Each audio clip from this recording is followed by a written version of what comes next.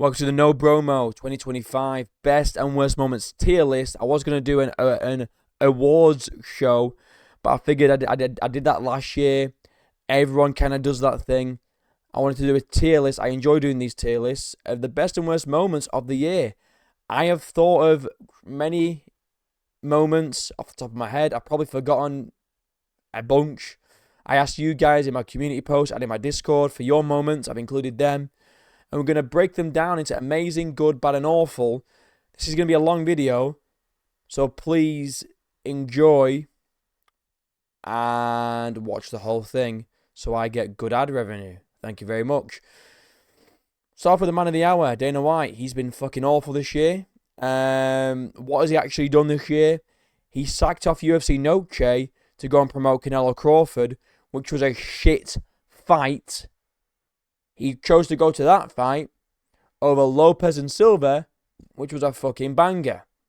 Not only that, he has been adamant that Jon Jones is still the GOAT and he's not scared of Tom Aspinall. Despite avoiding the fight and retiring, he's still going on this glaze tour of Jon Jones while trying to diminish Tom Aspinall every chance he fucking gets. And he just doesn't care anymore. What are these fight announcements, bro? On a potato camera, on a microwave. He's saying shit like, "Come on, guys, let's get this over with. I got shit to do. I got shit to do." Like he don't give a fuck. You know, going live, making us wait 4 hours and going live for 2 minutes to announce Ian Gary Bilal Muhammad, which could have just been a social media post. You know, this guy doesn't care anymore, and and he's getting fat again. He's getting fat again. Fat Dana White is making a grand return. I just think he doesn't care anymore. And with the eye poke situation, saying who gives a shit? Who gives a shit? Who gives a shit, guys, about fouling in my own company? I don't even care, guys. I mean, listen, what are you gonna do? What are you gonna do? I don't know. Implement penalties for it, Dana. You dumb cunt. You know, just giving undeserved title shots to Gaethje, to Lopez. Still got a grudge against Arman Sarukian. Get over it, Dana. He missed weight. Shit, fair enough. Ruined the card. I get it. And we'll get to that later, because that's on this list. But how long are you going to hold this grudge for? He made weight for the Topuria versus Oliveira. He then made weight again and fought Dan Hooker. Right, what much more does he need to do? What does he need to do to prove to you that he is ready and willing to take it seriously?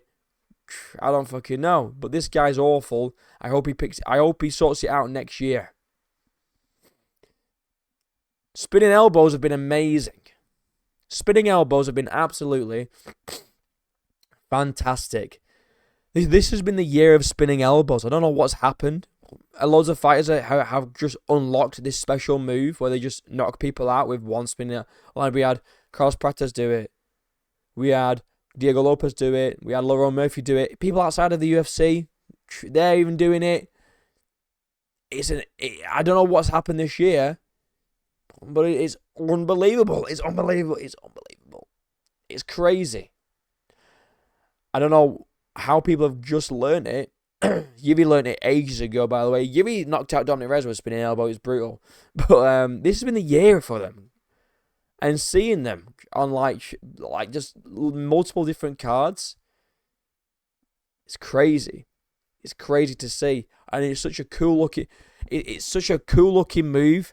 Like the optics of it are so cool. But it's just also just nasty and brutal. And it's just so cool. I love them. They've been amazing. They've been fantastic. They've been really, really good. Waldo Cortez Acosta. I'm going to put him in bat. No, I'm joking. He's been solid this year. Really coming out. Pause. No Jones. But this is like his coming out year. No Jones, though. You know, 5 fights in 1 year. Only lost to Pavlovich. Creating a narrative and a storyline with Tom Aspinall with the eye patch. Tom Aspinall's training partner eye poked him. And then he went on to TKO Tom Aspinall's fighting partner, and now he's wearing the eye patch to mock Tom Aspinall. I love it. Even though I'm a Tom Aspinall glazer because I'm a Brit, this is interesting. I cannot wait for Wilder to hopefully win 2 more fights maybe, and then get a title shot, and then we can have an actual like rivalry. He's been calling Tom a chicken. He's mocking him with the eye patch because he carried on fighting and Tom didn't. I love it. I love it. I actually fucking love it. I think it's so interesting. It's awesome. He's been doing really, really well. I put in good because he did lose that one fight to Pavlovich. You know, he lost to Pavlovich, and you know, it's a bit of a Pavlovich ain't that great. So good. He's been very good this year. What should we do next? What should we do? There's so many here. Let's go with. Let's put one in bad. What has been bad this year? The press conferences have been pretty bad, and some people might think it belongs in awful. The reason why I haven't put it in awful is because there have been some good moments though. Like we had Diego Lopez and Yair Rodriguez going back and forth. Obviously the DDP Sean Strickland ones, they were bangers. You know, there've been some good moments like Piotr Jan calling Marab gay. That was pretty cool.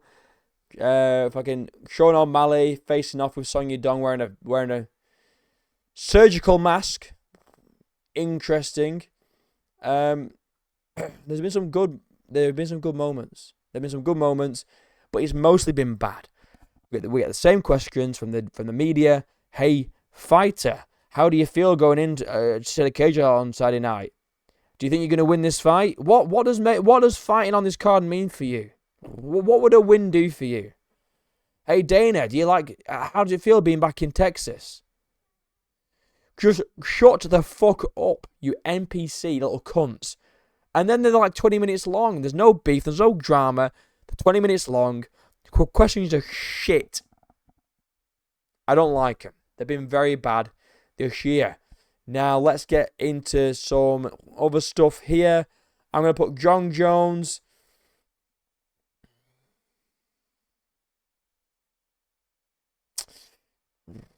I'm going to put him in bad. I could put him in awful. But we're on about this year, not just in general. If I was doing John Jones in general, it would be awful. It would be fucking awful. But, in fact, no, fuck that. John Jones has been awful now that I think about it.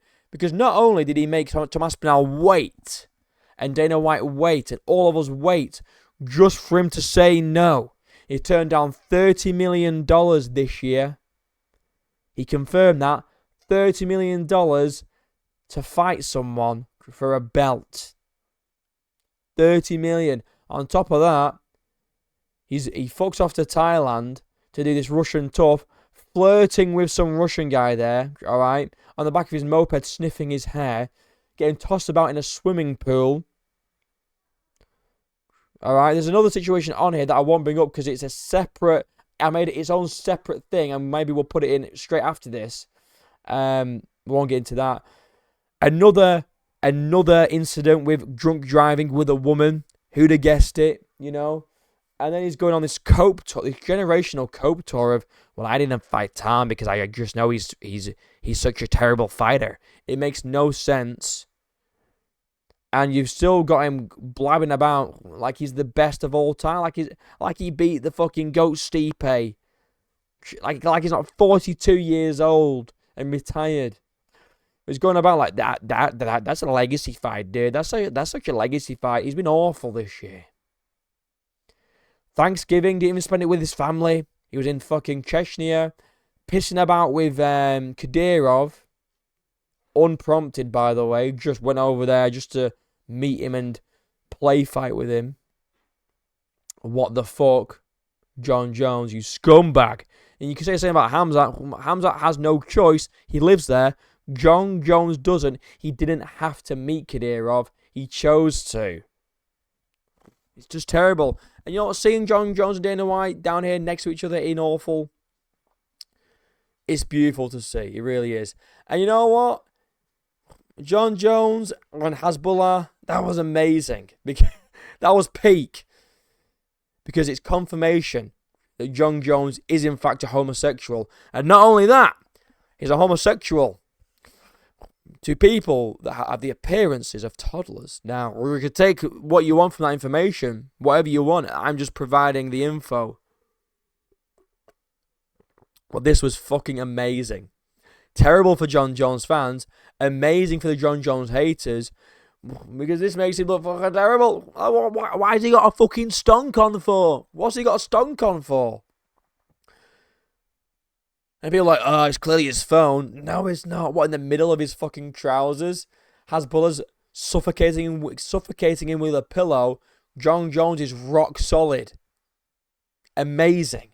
Amazing to see. Not pause, but just the amount of, like, just, because there was, let me just try and gather my senses. Him being homosexual was only a theory. This was confirmation. What can I say? We have got Merab Dvalishvili submitting Sean O'Malley. I'm going to put it in good. Fantastic win. His second ever submission on was against Sean O'Malley. Now, I would put it in amazing. I would put it in amazing. However, it's not a shock, is it? If it was like an upset, I'd be like, yeah, this is fucking brilliant. We all knew Merab was going to win. We just didn't realize it was going to be a submission. This was fucking crazy when this happened. I was like, oh my God, he's actually going to submit someone. And it's Sean O'Malley, this absolute industry plant of a fighter. And he submits him. Chokes him out in round 2 or 3. I can't remember. But either way, it was a great performance. Not in amazing, because it wasn't surprising to me.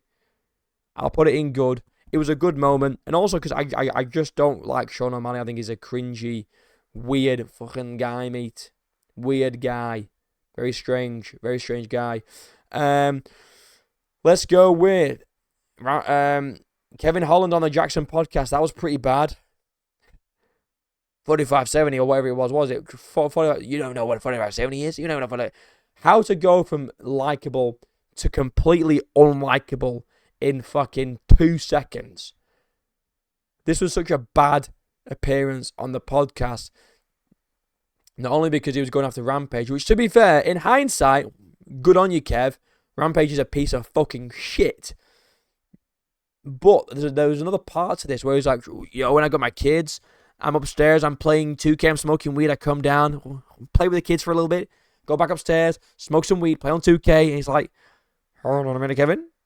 You just admitted, right, that when you've got your kids in the house, you're upstairs in a completely separate room, smoking weed and playing 2K. You're a neglectful father. It's a bad look for Kev. And it's crazy because people used to like Kevin, and now this podcast has tainted his image for everyone. It's not a good look for Kev. It's not a good look for Kev. And I'm going to also put this on here. It's not UFC related, but we have to talk about it. Tony Ferguson, man. The big Tony Fergo getting that win back against Sol Papi. Amazing. 8-fight losing streak. Goes to Misfits. Finally gets a win. It's amazing. Now, I thought Sol Papi was going to knock him out. I thought, I'm in a whole video. Tony Ferguson's cooked. He's cooked. He's done. And then he comes out and just fucking beats the guy. Amazing. Amazing. I love it. This was a great moment. Redemption arc for Tony in Misfits is great. I mean, they only put Tony against Sol Papi because they want Sol Papi to have a decent name on his resume. They thought he was going to win, and it backfired in the form of Tony Ferguson. Joey, awful. He's so fat. He's got massive tits. No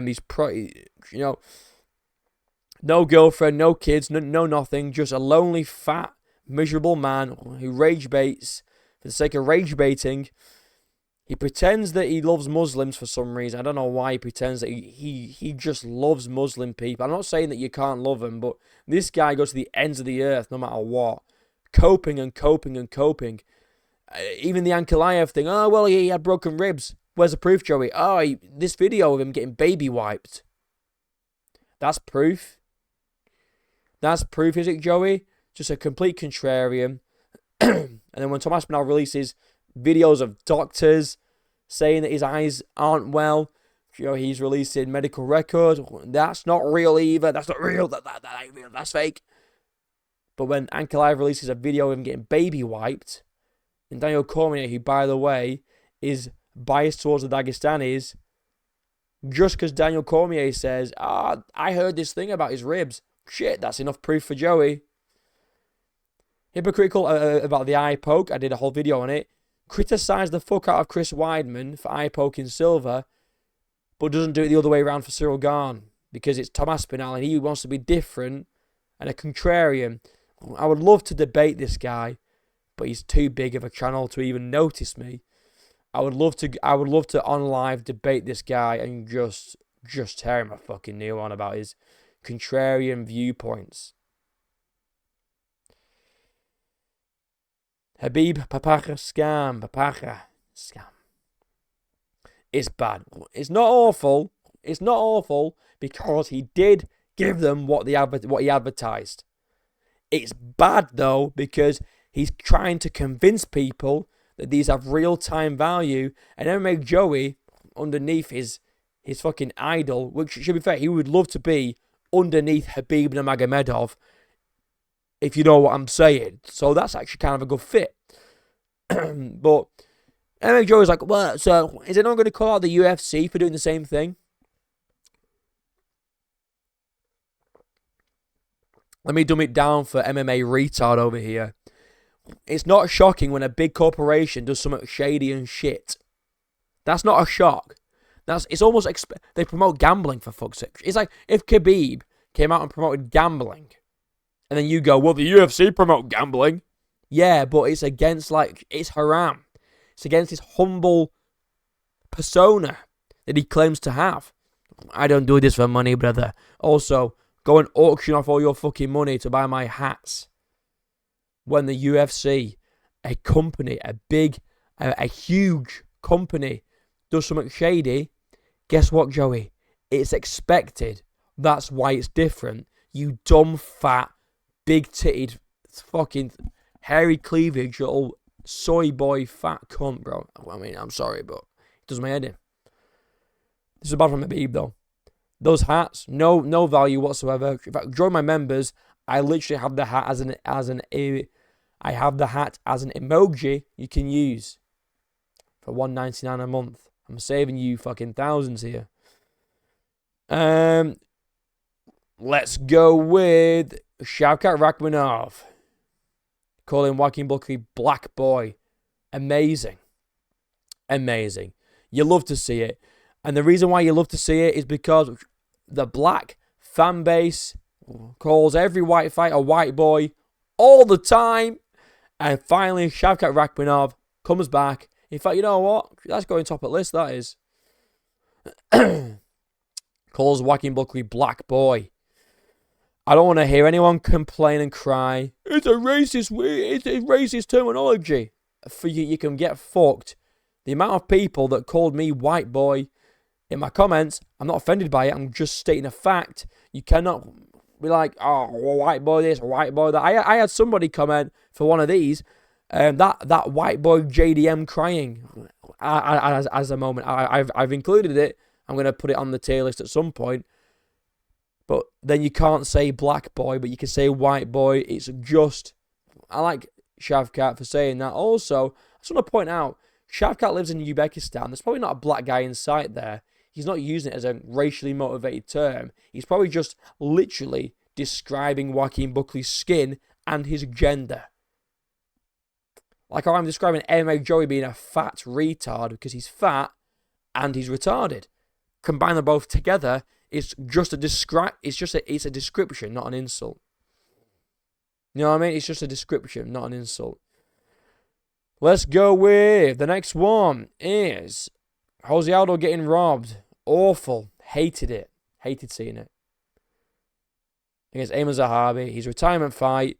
Not only did he get robbed, no retirement package, nothing from the UFC, just a handshake from DC. Thanks, Jose. Give it up, guys, for Jose Aldo. Or Joe Rogan, whoever it was. Got robbed in this fight. Jose won 2-1. Eamon Zahabi robbed the cunt. And I know Joey's probably going to be like, no, he didn't. Because he's just a contrarian little... I actually hate him, to be honest with you. If he somehow sees this, or if you guys watch MMA Joey, tell him to debate me, bro. About his contrarian take. The debate topic would be MMA Joey is a contrarian and a hypocrite. That is the debate topic. Go and spam him, alright? I'm desperate for views. I'm joking. I'm not. But this was a robbery. It's awful because Jose Aldo's supposed to be a respected legend, and Dana White, cunt over here, says, we respect our legends. That's why we get Stipe a title shot. Jose Aldo, we'll just give him David Martinez, Mario Batista, Eamon Zahabi. What? Oh, great respect that, Dana. Fucking great respect, mate. Awesome. Well done. That's fucking sick. Now let's move on. Joaquin Buckley, the black boy himself, I'm quoting Shavkat Rakhmonov, destroying Colby Covington. I love to see this. This was great. This was good, man. I hate Colby Covington. I think he's a fake, phony. It's a character he's playing, but it's cringe. It's not funny. It's just kind of gay at this point. I love seeing Joaquin Buckley beat this man down. Beating him up. Destroying him. Dominating him. I love watching this fight. It was great. It's not amazing because I wasn't too invested like I am with like a Yuri fight or something, which we'll get to. But it was still good to see, man. Just to see Colby get knocked down a peg or two. Talking all that smack and then just getting put down like a little dog, put him down like a dog. I enjoy watching it. It was a good fight. And it was a good sight to see Colby like literally bleeding like fuck. Doctor stoppage, kind of a gay stoppage, but it is what it is. The woman was scared of blood, I guess. Kind of gay. Rufy and Bobby Green. I'm going to go put that in good. Now, you might be thinking, why is this not in amazing, Bromo? Because I love Bobby Green. I don't know what it is about Bobby Green. Maybe Ricky can tell you if he's even watching this video. It's probably not. I love Bobby Green. He's like my second guy after Yuri. I don't know why. I'm like, it's his fight style. It's his attitude in the octagon. It's his personality. He's yapping to them. He's got his hands down. He's like he's doing all this. Like, what? Come on. He's taunting in there, and he's got great boxing, amazing boxing from Bobby Green, and I just love him. It's a brilliant KO. But I was sad, but I'm not going to put it in bad because it was probably one of the KOs of, if not the KO of the entire year. I can't be biased. But it's not an amazing because I am biased a little bit. But yeah, Bobby Green getting KO'd, man. What a fucking spinning wheel kick. I knew Bobby Green was going to get KO'd in this fight. I predicted it. I'm not going to just blindly back Bobby Green when I know he's going to fucking lose. But I knew this was coming and I was sad. Alright. It wasn't a good time for me. It just wasn't good. Right, now, let's do Ilya versus Charles. I'm putting that in good. Ilya versus Charles in good. Because amazing knockout from Ilya Tuporia. Not everyone, but people were going into this fight saying Ilya's too small for lightweight. Charles is 5'10", even though Max Holloway's the same size as Charles, and Ilya beat him. Don't know why they're bringing that up. It's the first time we've seen Charles get flatlined inside one fucking round. And not only that, to do that and get a second belt is just fantastic. It's only in good, though, because it's sad. It's amazing, but it's sad.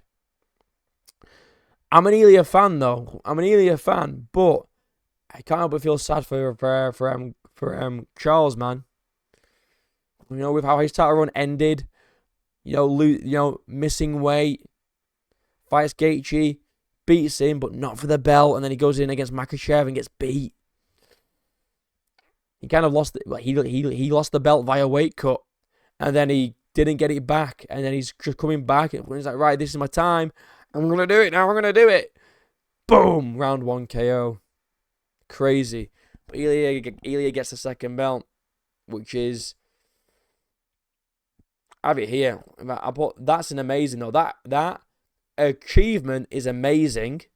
The fight was a little bit sad, so it's only in good. But getting the second belt, man, in any weight class is elite. And I guess we can put this one on as well then. Makhachev doing it. Amazing to see. We had two champs in 1 year. That's kind of crazy. 2 double champs in 1 year.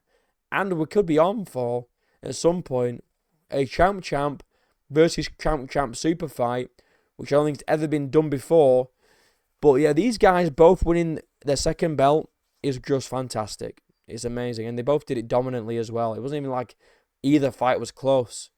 They smashed through both fights easily, with ease, showing absolute levels. It's crazy. The betting scandal is awful. It makes the UFC look bad. I know it's not like a big fight, so it's not like, oh my god, they rigged Thomas Malvis, Cyril Gane to get eye poked, and Cyril Gane's in on the whole thing, and he poked him in the eye, and shit, took a big payout. It's like, no, it's Isaac Bulgarian. No one gives a shit about him. Everyone's moved on from it, to be honest. Everyone's moved on, but it was an awful moment because it makes the UFC look kind of scripted, kind of shit. You know, it doesn't make him look too... Like, now everyone's going back and questioning things. Like this, Jose Aldo being robbed. Is that legit? Was it rigged to go with Ayman Zahabi? Jan Blachowicz getting robbed 3 times now in a row. I think he beat Pereira. Hot take, maybe, I don't know, but are they rigged? It makes you question shit. Man. You know? But, yeah. Awful situation. We've not had any follow-ups from it, but I guess we'll find out Saturday night.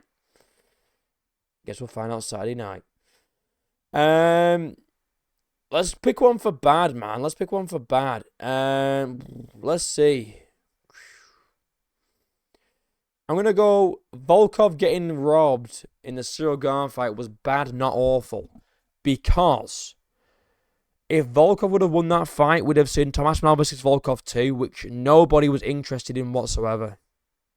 No one cares. We've seen it. It's been and gone. You got submitted in the first round. Easily peasily, lemon squeezely. Alright? But the reason why this was bad is just because Volkov just clearly did get robbed. It's one of the worst robberies of the year, if not the worst robbery of the year. It's up there with, people forget about this one, Curtis Blades and Rizvan Kuniev. That was a robbery. Kuniev fucking beat Blades. And shit, Blades got the victory. That shit was a robbery. Just terribly. That was definitely a robbery. But this was probably up there with... I think this was a worse robbery than the Kuniev one. Because it was clearly 2-1 to Volkov.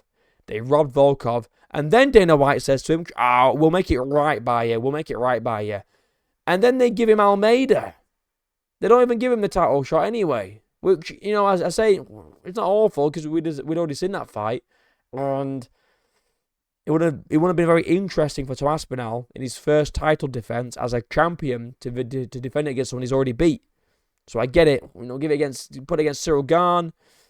It's a fresh matchup. You know, it's the most intriguing matchup at heavyweight. Tom Aspinall versus Cyril Gane, especially for what happened, which we'll get into later. So that's why it's not awful because we got the best outcome, which was Gane getting. Well, I say that he got another title shot. That was like his 3rd title shot. 4th if you include the interim title. But it's bad because Volkov got robbed. It's just terrible. It's just awful stuff. BJ Penn. What the fuck's going on with BJ Penn, man? Thinks his family's clones. Been arrested 6 times now this year. Uploaded a video to his Instagram. He's in some sort of fucking crack house with some... I don't know what's going on with this guy. CTE and drugs. It's really awful to see one of the GOATs of the sport just go down this hill, man. It's just crazy. It's awful. He needs help. Serious help. But he thinks everyone's a clone. Everyone's out to get him. I don't get why. Don't know why he thinks his family are a bunch of clones. He's like, look at my mom's ass. That isn't my mom's ass. What? It's a weird thing that's going on with BJ Penn. It's awful though. He really needs some fucking help. Rizla versus Hasbulla. That is elite. That's amazing. I can't believe we finally got this super fight we've all been waiting for. The Rizla versus Hasbulla. Everyone's been calling for this fight for generations. Since the start of the year. Forget Tom and John. Forget Islam and Ilya. Forget fucking whoever. Alex versus Tom. Alex versus John. Hasbulla versus the Rizla. It's amazing when an adult, albeit looking like a toddler, but with an adult brain, it's only his appearance that's that of a toddler. But like his brain is an adult's brain. He's punching the Rizla, who's 8. I don't think it's that. I don't think it's that crazy. He doesn't get into like consent though. You know, like he's an adult. Can this 8-year-old actually consent to get into a fight with someone who's got an adult brain? It's kind of a weird one. But it was an absolute scrap, an absolute war. Fight of the year. Hasbulla and Rizla is on the amazing scale. Quill and Soundkilled. This is good, man. This might be the top of good. This guy's an absolute minority run through, destroying every minority in the UFC. He's now fighting someone called Wrong Jew, if you can believe it. This guy though, man, he's on an absolute tear. He needs a ranked contender soon. If he beats Wrong Jew, give him a ranked contender, man. You know, give him Fares Yam. You know, shit, why not? Give him a fucking Michael Chandler. Give him a Moicano. Fuck Moicano versus Brian Ortega. That shit. Give him Quill and Soundkilled. This guy's on a tear right now. His last head kick KO was disgustingly brutal, unbelievable, amazing. I don't know what to say about him, man. It's just unbelievable. This guy's on a fucking tear. And it's only amazing. It's only in good and not amazing because he's doing it. He's doing it to cans, though. He's doing it to unranked bums. I want to see him in the rank. I'd give him a ranked contender. If he did that to someone ranked, which like Fares Yam, Michael Chandler, Moicano, he'd be an amazing. But it's good, but it's against a bunch of cans. You know what I mean? It's against a bunch of cans. Yuri versus Jamal Hill. Oh, that's going right at the top, innit? Yuri versus Jamal Hill, man. What can I say about my GOAT? Learnt head movement. Forgot it in his very next fight, but he learnt it for one fight. He learned how to move his head for one fight. This was the best Yuri we've ever seen, ever. Slick head movement. Amazing counters. You know, switching stances. As he does. Just putting it on Jamal Hill. And what was amazing about this, everyone, and I mean everyone, apart from me and BXG MMA, was picking Jamal Hill. MMA Guru said, and you can go back and check this, and I remember it because I was thinking, don't you dare disrespect my boy like this, Guru. I'm going to come for you, and I'm going to kill you. I didn't sing that, but, you know. MMA Guru predicted a round 1 counter left hook KO for Jamal Hill.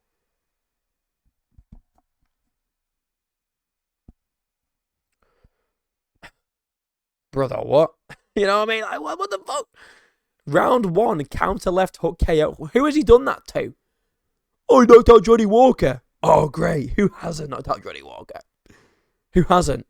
See who hasn't? Killer Roundtree. He got knocked out by Johnny Walker. Fun fact. But I was like, what are people seeing? Yuri's only been knocked out twice in 10 years by Alex Pereira. Okay. And they weren't even knockouts. They were TKOs. In 10 years, all the wars this guy's been in. Because some of his... Go and watch some of his fights outside of the UFC. They're fucking brutal. In 10 years, he's lost twice via TKO to the same guy, Alex Pereira, and they were picking Jamal Hill to beat this guy. Come on, bro. What the fuck is that? I picked Yuri via fucking TKO, and he did that shit, man. I was fucking jumping for joy, screaming my head off. It was gorgeous. And you know what? We'll carry on the glaze because we got Khalil Roundtree versus Yuri. I'm sick. Not as sick as this fight was, though. Yuri, man. Down 2 rounds. Pulls it back in the 3rd. I think this, and if you watch my members only video, you'll know my breakdown of this fight. I think Yuri's got amazing fight IQ. Now hear me out. He will purposely lose a fight. Listen, he will purposely lose a fight to lure his opponents into a false sense of security. And then when they're least expecting it and they get comfortable and they're like, complacent in, oh, I'm beating this guy, I just need to carry on. Boom, whoa, what was that? He pounces like a lion, like an absolute lion, like a Chad. Because he's got them in a false sense of security of, I can just relax now, I'm beating this guy, and then boom, no. It's genius fight IQ, it really is. People say Yuri doesn't have fight IQ. I just gave you his fight IQ. He loses on purpose. To then come back at the end and get a comeback victory. That was all part of his plan. I mean, all part of his plan. I spoke to Yuri after the fight, and he said, my plan was, I can't do his voice, but he said, my plan was to lose the first 2 rounds, to make Khalil think he was winning, and then boom, pounce. I mean, my sources just trust me, you know what I mean? But still. I'm getting to some more bad. Gaethje and Paddy, it's bad. I would put it in awful. But Ilya's out. And Dana's not going to give it to Arman anyway. This is the best we could get. It's the best we could get. I'd have put it in good if it was Paddy versus Arman. But it's not. It's Paddy versus Gaethje, so it's bad. Gaethje, the reason why this is bad is really because of Gaethje. Because he sat out and cried, I want to get a title shot or I'm going to retire. And he's got it. Like, he's just got what he wanted. I don't get it. I don't know why Dana's chosen to do this. It's very silly. It's bad. And we'll get to the other one, which I think is actually going in the awful section. Because what the fuck is this? Diego Lopez just lost to Volkanovski. He beat he beat Gene Silva, someone who's not even in the top 10, and then he's getting another title shot. Okay. Did you forget he just lost to Volk last time? Well, no, I think Lopez might KO Volk this time around, I'll be honest. Volk hasn't fought Mustache Lopez. It's a different guy completely. It's like, if you ever watched the fucking show Severance, when Diego Lopez shaves off that tack, he severs, and he's a different person. Mustache Lopez is a different animal. He just is, and I think he's gonna KO Volk, and it's awful for that reason because they just want Diego Lopez to KO Volk and retire him. I think it's shady, it's shit, it's terrible matchmaking. I don't like it, but we can get into this from Lopez. This was fucking amazing. This fight was fantastic. I picked Gene Silva to win this fight. He was winning the fight until he got too overzealous and confident in round 2. So yeah, Diego Lopez was losing the first round, and then I feel like Gene Silva just got a bit too overconfident, overzealous, and then just tried to swing for the fences. And with someone like Diego Lopez, you can't do that. He made a mistake, and he paid for it with a spinning elbow. Amazing fight, amazing result. I was a fan of Gene Silva, but he said some things outside the cage, man, and the things that he's been doing and acting like I'm not a fan of. So this was quite nice. And Lopez is a cool guy, man. Lopez is cool. And this fight was just great. It was great. I would put it in amazing, but because of this fight, Lopez has got another title shot, and I don't like that at all. I don't like it at all. We're on to the final row now, guys. The final row of things. And let's start with JDM crying. That white boy JDM crying. I'm going to put that in bad, man. I felt bad for JDM. Literally crying. Coming out in round 5, literally crying. Because he couldn't do anything against Islam. Like, he was crying. Who cries in a fight? That's how bad he was getting beat. And his corner wasn't doing jack shit. I did a whole video on JDM's corner work. Go check it out. It was terrible. Imagine being in there with Makhachev. You're getting ragdolled, manhandled. And your coach is just like, JDM, you got to just punch him in the face, mate. Stop getting taken down. Don't let him get in a half guard. And then you just say, like, oh, sick. That's a really good advice. I didn't think of that. Yeah. You know? And then it's just like, you might as well just fucking cry, mate. I felt bad for him, though. I felt really bad. Really, really bad for him. It was a bad night for JDM. But, you know, it is what it is. Islam gets it done. Hamzat and DDP.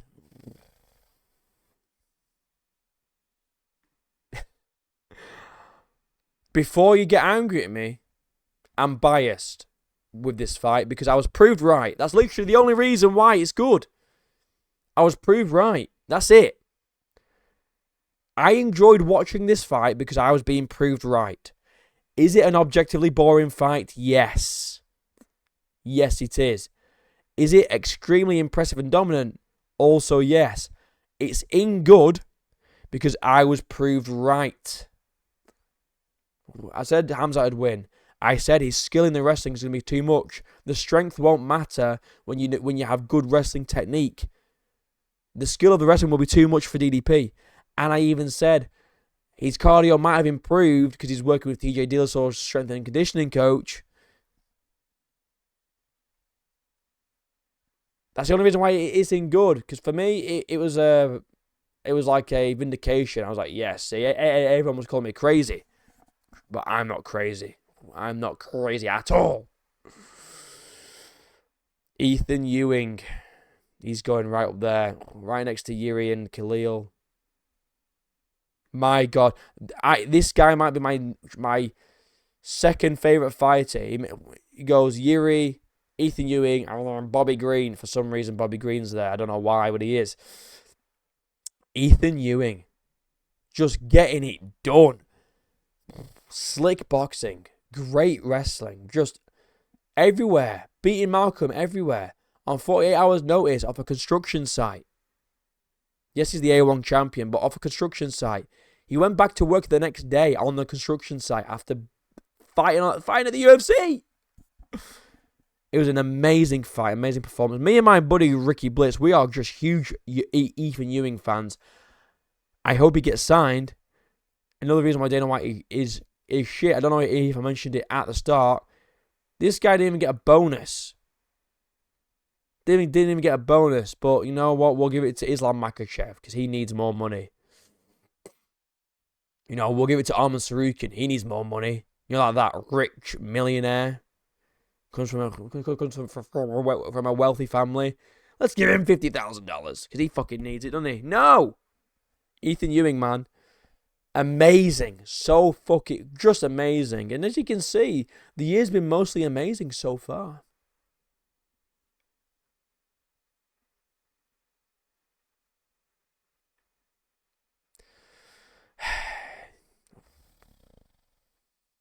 Pantoja's arm. It's too shit for so many reasons. Well, mainly two. I don't know why I said so many. Number one, we were robbed of a potential banger.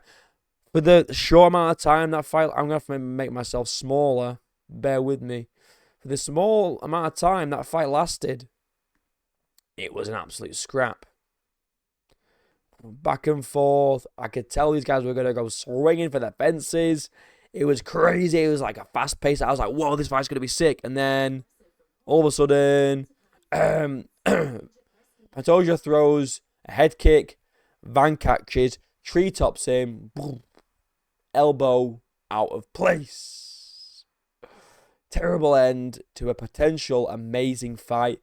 Kind of ruined the card a little bit. It was still a great card, but God, imagine if that fight was a banger too. It would have probably been my favourite card of all year, but my favourite card was UFC 320 for obvious reasons. Yuri and Khalil, but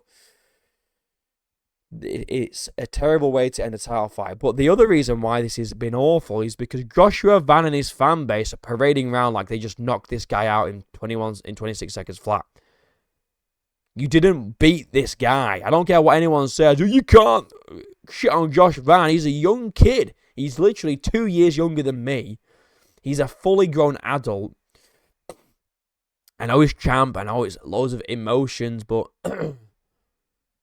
God damn. And I know Josh Van's come out and said, it's not the way that I wanted to win, blah, blah, blah. It's more his fans. Myanmar, stand up. All right, come on. Joshua Van's the GOAT. No, he fucking isn't. He didn't do anything. Well, he actually pushed him down with force and made him break it. No, he didn't push him down with force. He tree-topped him and let go. You can go watch the replay. It's Pantoja's fault for posting on his arm when he's not supposed to. You're meant to just break your fall. Never post on your arm when you're falling. You'll snap it or break it. Shit, clearly, that's what happened. But I don't like the reaction from his fans and Josh Van initially being like, oh, fuck him. Fuck what they think. I won that fight. Like, okay, technically sure, but you didn't really win the fight, did you? You didn't really win. You know who did win?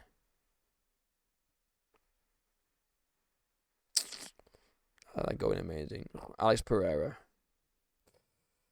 Knocking out Ankalaev. And you know why this was amazing? Number one, because, by the way, I'm not ordering all of these. These aren't all in. I'm only ordering the ones that I actually fucking can be bothered doing. I'm not going to reorder them all. These aren't in order. I don't think Shavkat calling Buckley Black Boy is better than Ilya and Hamzat. Ilya and Islam winning second belts. I'm not ordering them. I can't be bothered. But Alex Pereira, I love this. Number one, because of the absolute Dagestani Ankalaev cope that we got afterwards, which is another section of this video, which I'll get into probably straight after this, to be honest, because why not? I'm going to have to make this a little bigger. But it was just an amazing comeback. To lose the fight the first time around in a close bout, really close bout, competitive bout, edges it to Ankalaev, Then to come back in the second fight and just steamroll the guy. New game plan of pressure forward, just like, pressure forward, swing for the fences, don't give him any respect. It was amazing. And that shit was shocking, really shocking. Everyone was picking Ankalaev. I only know one person that picked Alex Pereira via KO or stoppage, and that was one of my subscribers, Victor. So if you're watching this, Victor, shout out to you, bro, for predicting this fight perfectly. There's a whole debate on it too. That he did, and he was adamant that Pereira was going to knock him out. We all laughed at him. Ha ha ha. We all just in this fight. How was he knock him out? And he fucking did it. And he's on the best card of the year. Same card as Yuri and Khalil. And Merab and Corey Sandhagen, which was another great fight. Right. Amazing. We got a few left. Let's go with another amazing moment. Volkanovski getting his belt back. Yeah, let me just drag this down a little bit. Volkanovski winning his belt back. And the reason why this is amazing, not just because Volk won his belt back. I predicted this. I said Volk was going to win via decision, and he did. He did. And he schooled Lopez. It wasn't even close, in my opinion. Yeah, Lopez had dropped him once. That's the only danger that Volk was in. He schooled him for 5 rounds, in my opinion, and then he got his belt back. And everyone, again, like with Yuri and Jamal, which is right under, which is kind of poetic in a way. Everyone was picking Lopez via KO. Volk's washed. Volk's just being chinned by Ilya. What's he going to do when he goes up against a power puncher like Lopez? And I said, listen, Volk's going to do it. He's a much more experienced guy. He's more technical than Lopez. He can wrestle as well if he needs to. Lopez is just a crazy brawler. Volk's calm, composed, experienced. He's a crafty vet. He's going to win via decision, and he did. If you don't believe me, you go check my prediction video or my breakdown for this fight. Amazing. Amazing fight. The eye poke. Just awful. Awful. Not only because I'm a fellow Brit and obviously I'm biased towards Tom Aspinall, but it's just a shit end for a title fight. Whether you think he quit or he didn't quit or whatever, it doesn't matter. This is a shit end to a title fight, no matter what you think. You know, if you think Tom quit, then it's shit on Tom for quitting. If you think he didn't quit and he obviously just got eye gouged, then it's shit because the fight ended via eye gouge. You know, it's a lose-loser either way. The only thing this is good for is building hype for the second fight. So I might actually put it in bad because it's not all bad. We're going to get hype now. Actually, no, it is bad because Tom Aspinall nearly went fucking blind. And what am I fucking on about? Stop being selfish, promo. It's awful. But the hype for the rematch is real. People weren't even interested in seeing this fight to begin with because it was like, why still we're going to get another title shot? But now this has happened. People are going to be hyped up for it. Sorry, I'm sick. I'm still doing this video for you guys. I hope you appreciate it. The hype's there now. The hype's there. Alright, we'll do a few more. We'll do 4 more. 4 more. Roger Jackson. Awful criminal. Awful criminal. I've made myself even smaller. Jesus Christ. You can't even see me at this point. I'm like little boy Bromo down here. Hello. Raja, the criminal Jackson, nearly killing Psycho Stu was awful for 2 reasons. Number 1, he nearly killed Psycho Stu. He nearly killed the guy. Obviously, that's terrible. The guy was in a coma. He was on a feeding tube. And he nearly died. Because Stu hit Raja Jackson over the head with an empty can softly to try and promote a wrestling storyline.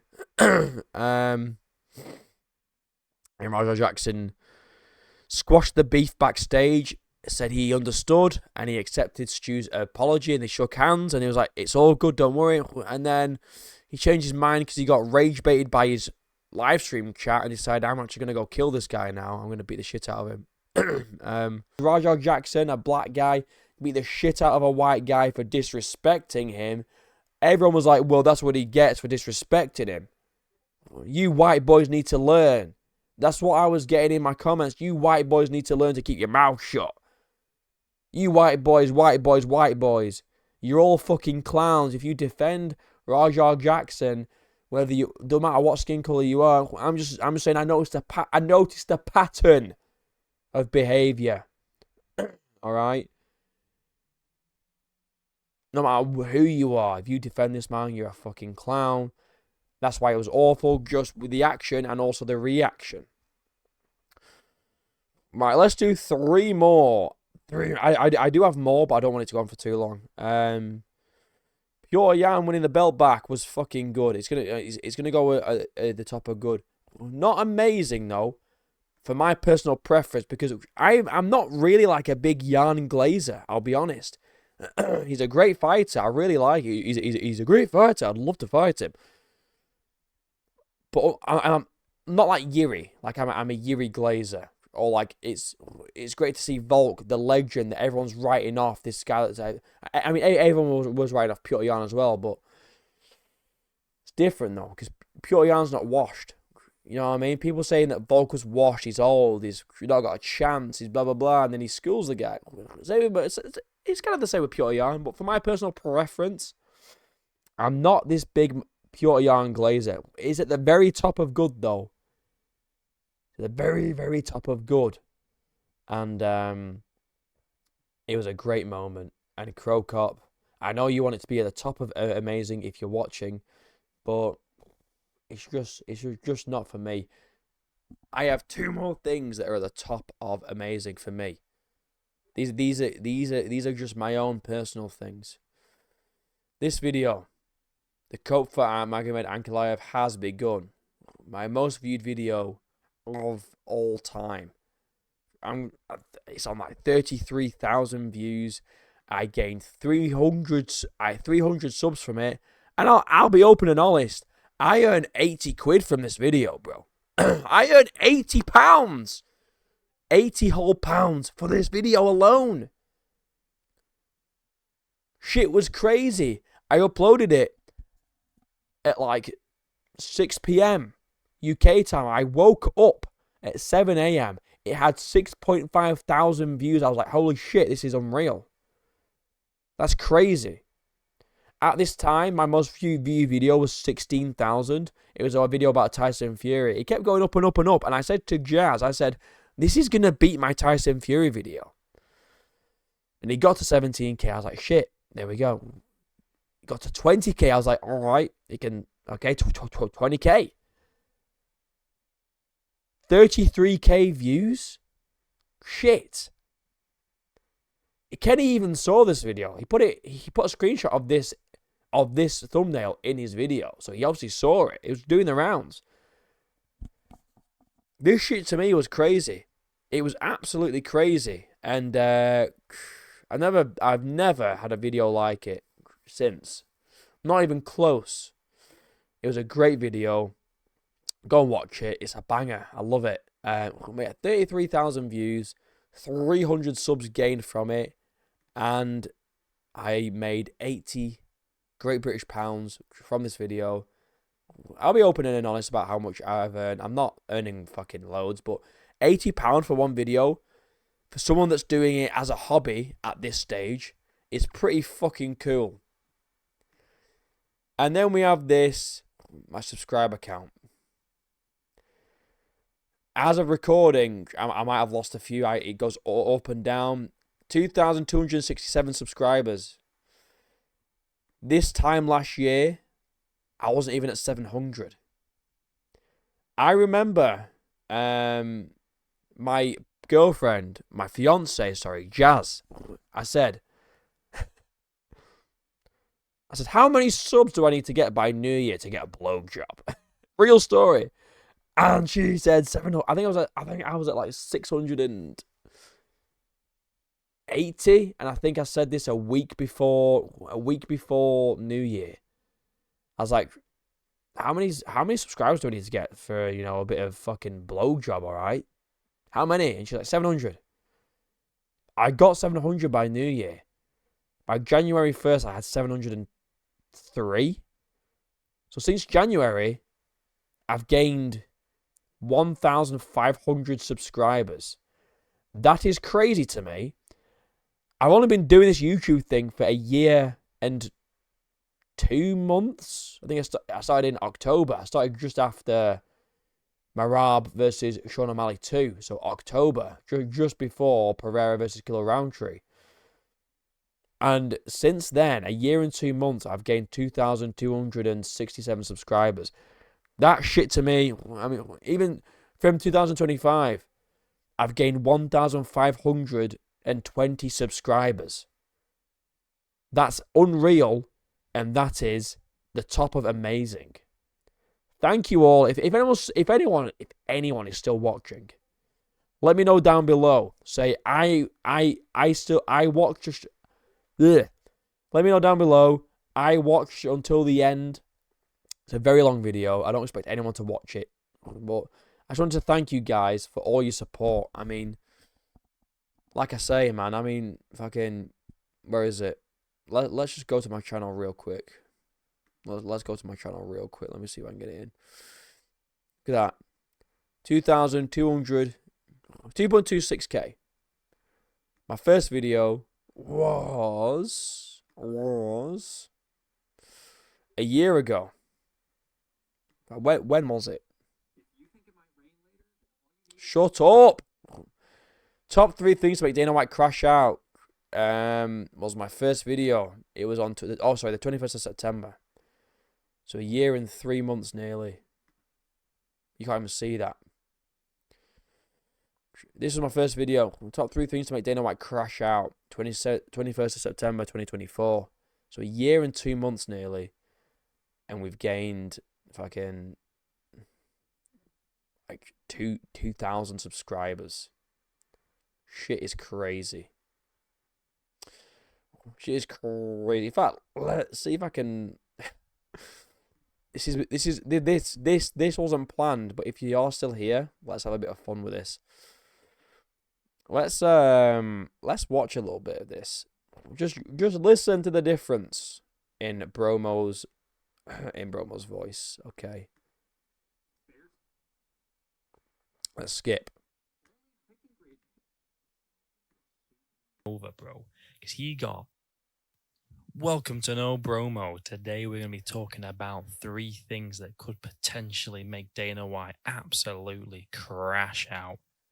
Welcome to No Bromo. Today we're going to be talking blah blah blah blah blah blah blah blah blah. Shut up, Bromo. Shut up. Anyway, let me actually rejig this a little bit now. Let me rejig this. Let me get this back to full screen. So, in a nutshell, this year's been fantastic. Both UFC and for my channel have been unreal. Thank you for the support. I'm going to keep grinding out content, okay? I don't know what I'm going to do for 6 weeks because there's no UFC on, but I'll figure some out. But yeah, you're just 2025. You saw the tier list, loads of ups, loads of downs. But the main thing is the channel the channel's doing well. I'm earning some money from it, not a lot. It's like pocket money at this point, It's just a bit of extra change that you find down the couch, and you pick it out, and you're like, oh shit, there's a quid. I'll go buy a fucking pack of sweets. It's just cool. It's cool, man. I started this off a year and 2 months ago as just a little hobby to do, and now I've got a little community. I've got 2,000 subscribers, and I'm earning a little bit of money from it, which is fucking cool. Just for yapping to you guys, I'm making money somehow. Not a lot. I can't quit my job or anything, but it's a start. So thank you, and I hope you enjoyed the tier list, and here's to many more years of No Bromo. Like and subscribe. My links are down below. Become a member today. Join the Discord down below, and until next time, and I'm sorry if my Tourette's and my tics were going crazy. I've been yapping for a long time, and I'll see you in a bit.